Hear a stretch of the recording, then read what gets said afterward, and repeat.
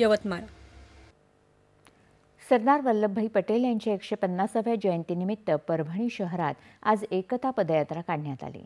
या पदयात्रेला विद्यार्थी आणि नागरिकांचा उत्स्फूर्त प्रतिसाद लाभला।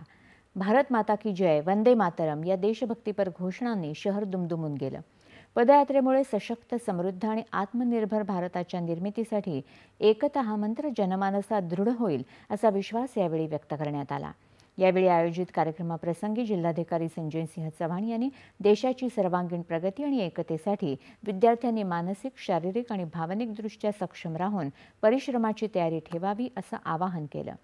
वसंतराव नाईक मराठवाडा कृषी विद्यापीठ, NSS, NCC तसंच भारत सरकारच्या युवा कार्यक्रम आणि क्रीडा मंत्रालयाच्या अंतर्गत कार्यरत मेरा युवा भारत यांच्या संयुक्त विद्यमानं पदयात्रेचं आयोजन करण्यात आलं होतं। विद्यापीठाचे कुलगुरू प्राध्यापक डॉक्टर इंदमणी हे प्रमुख पाहुणे म्हणून उपस्थित होते। नवीन पिढीला भारतातल्या जागतिक वारसा स्थळांबाबत माहिती